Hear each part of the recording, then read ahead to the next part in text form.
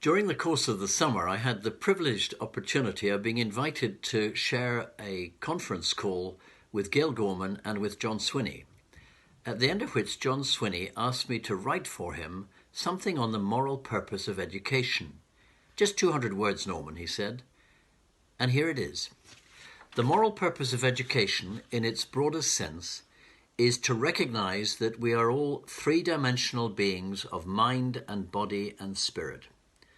From these three aspects come opportunities to grow and develop values for life, creating the seeds of a society based on wisdom, justice, compassion, and integrity.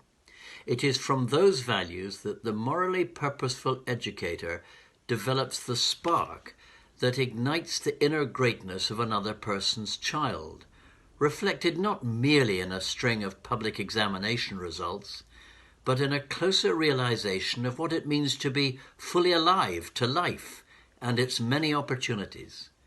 Success in life and living is not ultimately measured in the times when things have been going well, but rather in the many times when we have failed and fallen down and somehow got up again to face the future without fear or favour of the crowd. In those times, it will not be to a textbook nor to a piece of paper that we turn.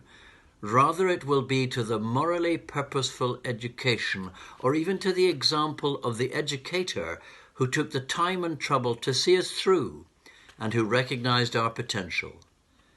The moral purpose of those responsible for education at whatever level should, then, be to establish a collective aim to keep true to their vocational drive, to be the best they can be for those in their charge and care.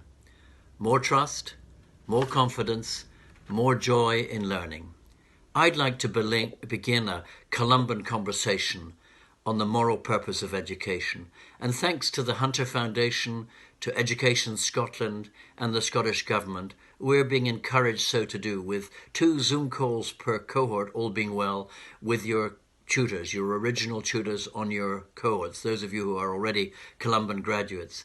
And we're hoping very much that in the new year we'll be able to resume our residential Head Teachers Leadership Academies. We do have an opportunity, ladies and gentlemen, do we not, to be the change. To be the change is a title of a paper which I've also written and which will shortly be distributed to you all, to keep the moral purpose of education at the forefront of our minds. And here to help us today is none other than Michael Morpurgo. Michael Morpurgo, courtesy of the BBC Radio 4 Point of View, gives his views on education, the moral purpose of education. They're remarkably similar to our own, are they not?